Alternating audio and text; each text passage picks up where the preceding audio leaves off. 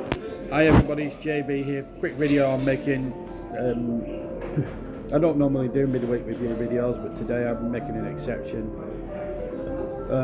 It's not a good one, but I just want to say positive note. Look at this place, Cafe Nero in Clarets. It's really nice.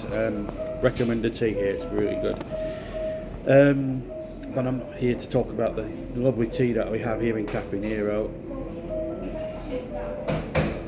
I'm only in Clarets because I'm working this morning.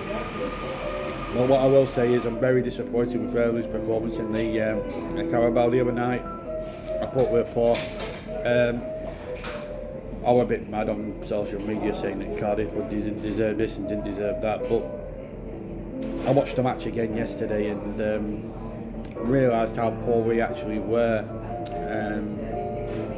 Without looking through it through claret rose tinted glasses, if you like. And I'm not going to blame Scott Parker. A lot of people on social media blamed him for changing the team, 11 changes, but I think the team that he put out was more than capable enough of beating Elite 1 opposition in the Cup. I'm not going to rant about it because A, I've got a bit of a cold, and B, I'm in a cafe. I'm in a coffee shop, so I'm not going to rant on about it because it's not worth me breath. And I've done too many rant videos already this season. Well, I'm not done too many rant videos, but I'm not going to rant about it. I've got to look at the bigger picture. I mean, that's the league, but that was a good enough side that should have beaten Cardiff. We gave Cardiff their third year. They scored. We defended rubbish. We defended shit, and we ended up paying the price. The only bright spark on what was a disappointing night was Sion Fleming's goal, but apart from Hannibal possibly and Bashir Humphreys, I thought some of the attitude of the players stunk. And you look at it now, Mike Trezor looked lively when he comes on. Even Scott Parker admitted afterwards that he may have to start including him in Premier League squads. But we know what's Mike Trezor on his day. I think he's a world beater. I think we think that, and I think that's positive. So there's a couple of positives we can take from this disaster. If you can say that. It's embarrassing. Listen, as I say, I'll take nothing away from Cardiff City. They took their chances, we didn't take theirs. Their keeper made some smashing saves, and listen, they held on and got through. We should have at least took them to penalties. If our attitude had been spot on from the first whistle, then none of this would have happened. But it happens, and cup shots happen. We're still in we've still got the FA Cup to come in January, so the season's not gone. But it's disappointing when we go out of a cup with such a limp display like that. And let's be fair, we weren't expected to win the thing, but it would have been nice to have had a good run, at least to the semi-finals, and see where that could have took us. But it wasn't to be, and our attitude stunk, and it's disappointing. But we go again. We go again on Saturday, and it's Manchester City, and I've got to be realistic here. There's not a chance we're going to win on Saturday. There is not a diddly squat chance we're going to win on Saturday, because you look at the way Manchester City have performed this season. Yes, they haven't been at their fluent normal best this season, but you look at Erling Haaland. You look at the way he scored that. Look how City were against Arsenal on Sunday. 10 minutes in against Arsenal, one of the better teams in the league, and City cut them through. I know he only scored one goal, but the way they scored that goal was so ruthless. The way they turned defence into attack, into a counter-attack, and Erling Haaland is just... 6 goals already this season shows how deadly a hotshot he really is in a City team that are not expected to win the league this season, by the way. You know what I mean? They're going to be there and thereabouts. You'd think they'll be in a Champions League spot. But Erling Haaland is just something spectacularly special. And, listen, if we go there and get a 0-0 draw and keep it quiet, I'll take that. I'll be very, very happy with that. But in reality, I think we'll probably get big 2 or 3-0 because, and that's not including refereeing decisions. We have to be realistic.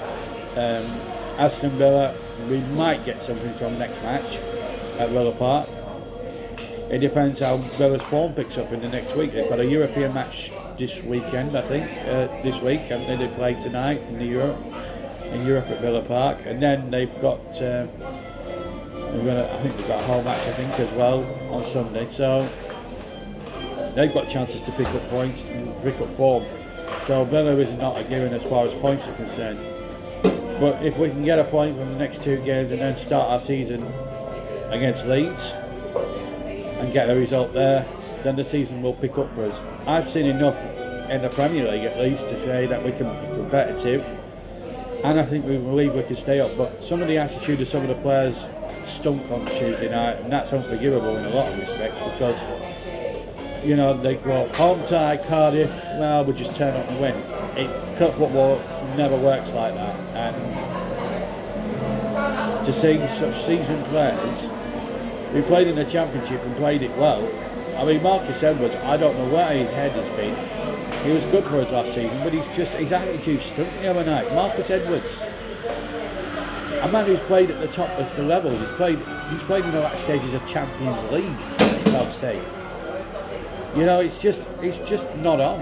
And you know, Scott Parker now has got a big job to do. Obviously, it wasn't going to be the first 11 on Tuesday on the field, but that 11 was strong enough. I mean, we've got enough quality there to put 2 squads out against Cardiff. I mean, we should have gone out there and won the game. And the fact that we didn't, it stinks a bit. But listen, if there's any solace to take from this little cup run, whatever it was, at least we lasted longer in it than Manchester United. So there are some positives to take from the disaster on Tuesday. But let's be reasonable.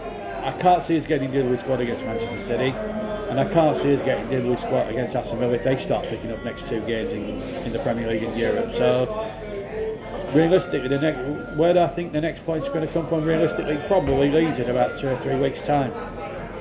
That's where I think realistically the next points will come from.